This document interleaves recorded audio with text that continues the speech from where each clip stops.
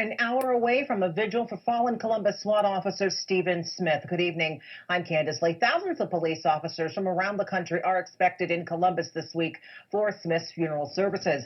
NBC4's Dan Perlman joins us live from Genoa, where that vigil will take place tonight. Dan?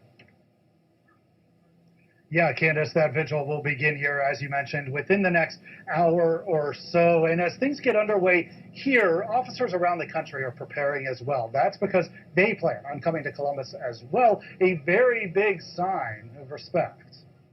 It's important for us to be there for his colleagues, his family, and the Columbus community. Think back to 2014, 2 NYPD officers shot and killed just sitting in their cruiser. One thing to emerge from that tragedy, the Brotherhood for the Fallen, New York's chapter.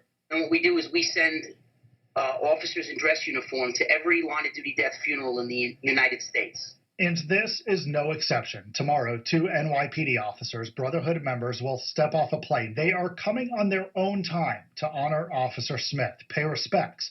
They are also bringing a contribution from the Brotherhood for Smith's family. Lieutenant Rob Corbett here is the New York chapter's president. The thing is, it could happen to any one of us at any time. He's also the man sending an early message to our police in Columbus. I just like them all to remember that they're not alone. We're here for them. We're going to be standing with them at the services for Officer Smith, and hang in there.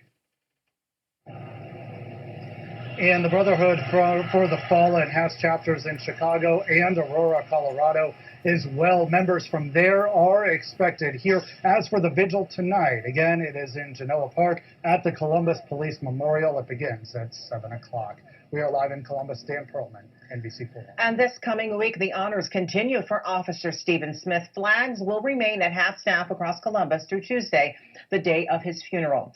The process of saying goodbye to Officer Smith begins tomorrow. Visitation is from 4 to 8 p.m. at St. Paul the Apostle Roman Catholic Church in Westerville. His funeral service is Tuesday morning at 11 with an honor guard ceremony right after. The public is invited to line the sidewalks along North State Street to County Line Road tomorrow afternoon at 1 o'clock. That's when the funeral escort will depart downtown Columbus. We will see a lot of blue ribbons, a symbol of respect for fallen officers.